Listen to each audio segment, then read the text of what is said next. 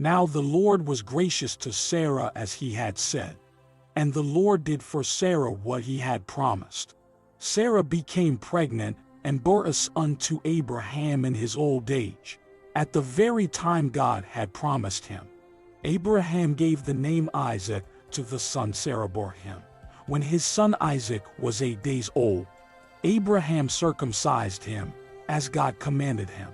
Abraham was 100 years old when his son Isaac was born to him.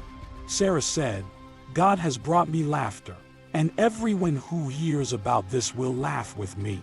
And she added, who would have said to Abraham that Sarah would nurse children? Yet I have borne him a son in his old age. The child grew and was weaned, and on the day Isaac was weaned, Abraham held a great feast. But Sarah saw that the son whom Hagar the Egyptian had borne to Abraham was mocking. And she said to Abraham, get rid of that slave woman and her son, for that woman's son will never share in the inheritance with my son Isaac.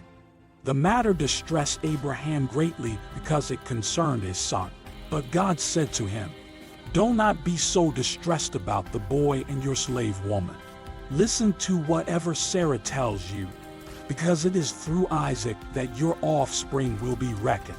I will make the son of the slave into a nation also, because he is your offspring.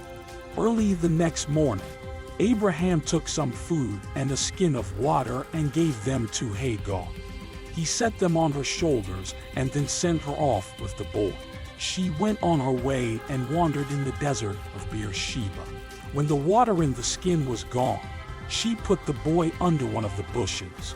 Then she went off and sat down about a bow shot away, for she thought, I cannot watch the boy die. And as she sat there, she began to sob. God heard the boy cry, and the angel of God called to Hagar from heaven and said to her, what is the matter, Hagar? Do not be afraid.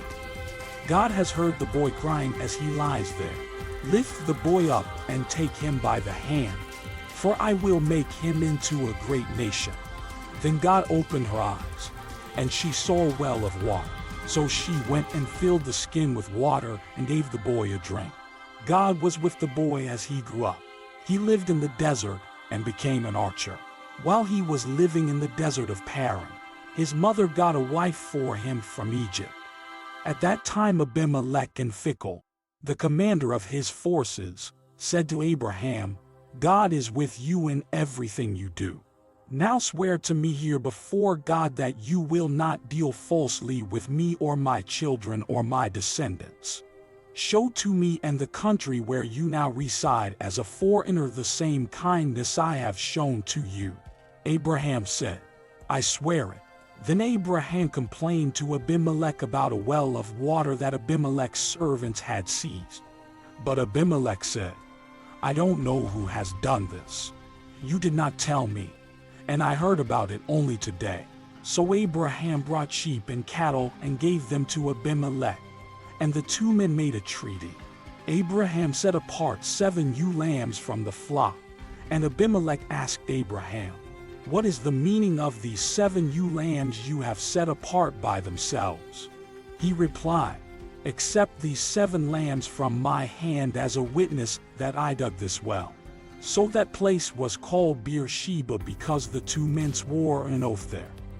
If the treaty had been made at Beersheba, Abimelech and Phicol, the commander of his forces, returned to the land of the Philistines. Abraham planted a tamarisk tree in Beersheba, and there he called on the name of the Lord, the eternal God. And Abraham stayed in the land of the Philistines for a long time.